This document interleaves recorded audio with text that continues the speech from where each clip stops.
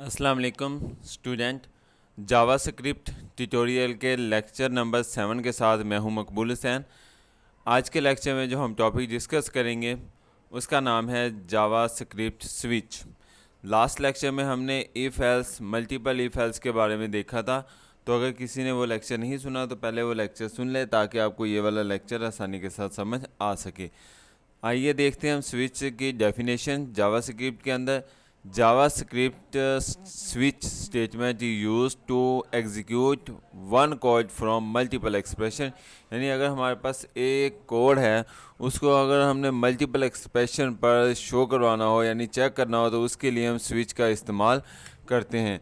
यही काम हमने पिछले पेज पर यानी पिछले लेक्चर में इफ़ एल्स इफ़ यानी मल्टीपल इफ़ एल्स इफ़ में भी किया था। यानी जो काम हम स्विच स्टेटमेंट के ज़रिए कर सकते हैं वही काम मल्टीपल इफ़ एल्स के ज़रिए भी कर सकते हैं। लेकिन क्या चीज़ है, स्विच स्टेटमेंट में if else multiple if else की निस्बत ये काम ज़्यादा अच्छे तरीके से हो सकता है। तो but it is convenient that if else if because it can be use two numbers characters वगैरह।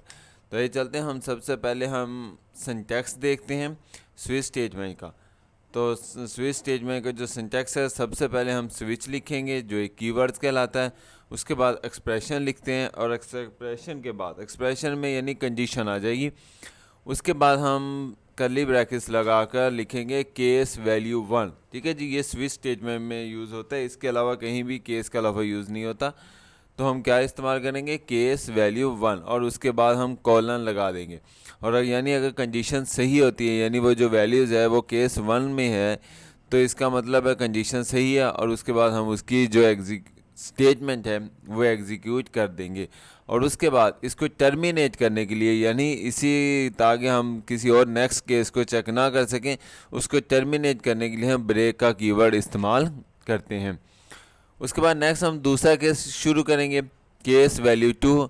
सेम इसी तरह हम अगर केस वैल्यू 2 है तो उसका भी कोड एग्जीक्यूट होगा और उसके बाद हम ब्रेक लगा देंगे। इसी तरह सोन चलता चला जाएगा और आखिर में हम डिफ़ॉल्ट लिखेंगे और उसके बाद भी हम कॉलन लगाएंगे। ठीक है, सेमी कॉलन नहीं लगाना, कॉलन लगाएंगे। डिफ़ॉल्ट लिखते हैं और उसके बाद डिफ़ॉल्ट की जो वैल्यूज़ होती है वो लिखेंगे।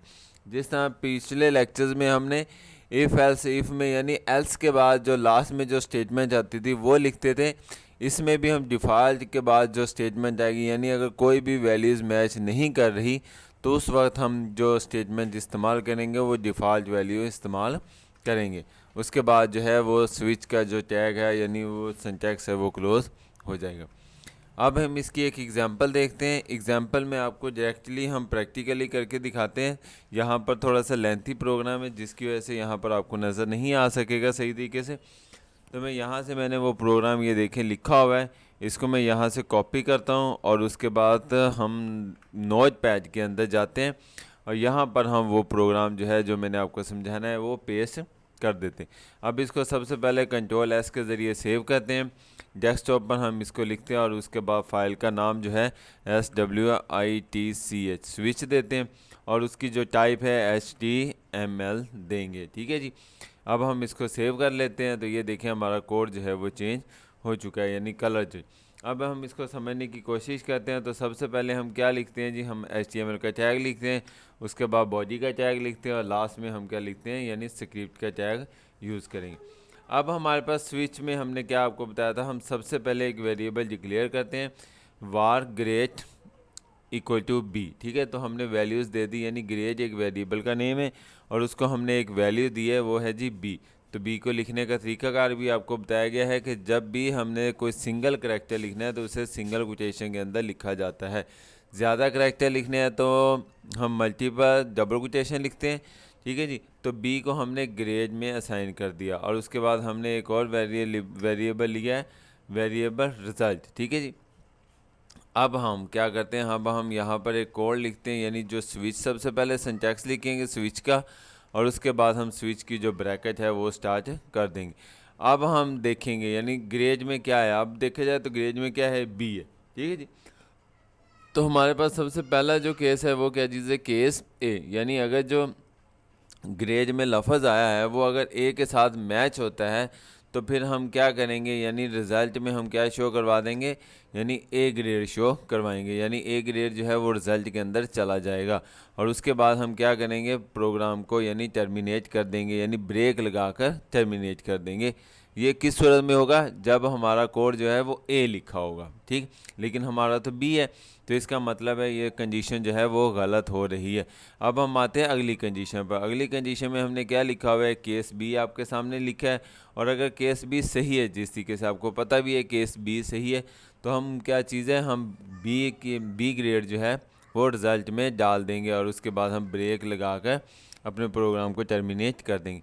लेकिन अगर ऐसा नहीं होता, यानी फ़र्ज़ को सी ग्रेड है, तो फिर क्या होगा, यानी वो ग्रेड जो है वो सी शो करवा देगा, और उसके बाद सेम उसी तरीके से हम क्या करेंगे कि भी ब्रेक कीवर्ड लगाकर उसे हम टर्मिनेट कर देंगे। लेकिन फ़र्ज़ करें ग्रेड ए भी नहीं है, ग्रेड बी भी नहीं है, ग्रेड सी के अलावा कोई और दे देता है, मिसाल के तौर पर वो जी दे देता है, एम दे देता है, एल दे देता है, या कोई और लफ्ज़ जो सिंटैक्स लिख देता है, तो वो तो इन तीनों में मैच नहीं हो रहा, तो इसका मतलब है यानी वो जो वैल्यूज़ दी है वो इनवैलिड है।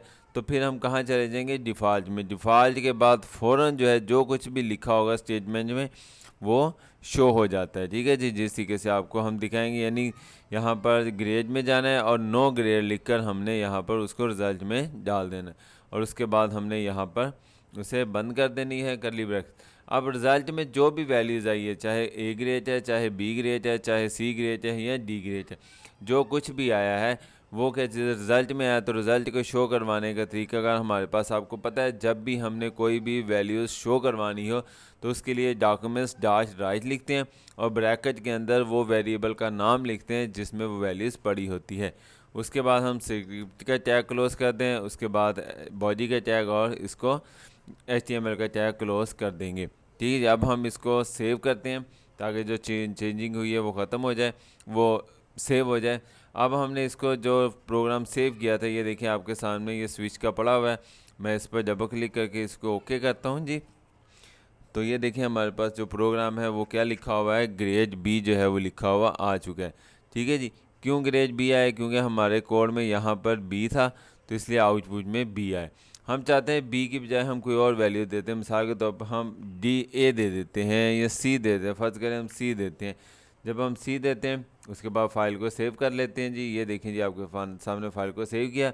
अब देखा जाए तो यानी ग्रेड में सी आ चुका है, ठीक है जी। अब ए कंडीशन गलत है, बी की कंडीशन गलत है, तो सी की कंडीशन सही होगी। तो हम यहाँ पर इसको रिफ़्रेश करते हैं, तो ये देखें जी हमारे पास ग्रेड जो है वो सी आ चुका है, ठीक है जी।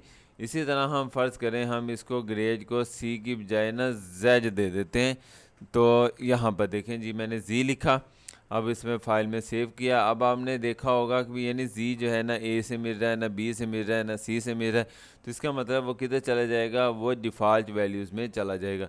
तो डिफ़ॉल्ट वैल्यू में क्या लिखा हुआ है, नो ग्रेड लिखा हुआ है, तो हम क्या जैसे ही रिफ़्रेश करेंगे तो ये देखिए हमारे पास नो ग्रेड लिखा हुआ आ चुका है।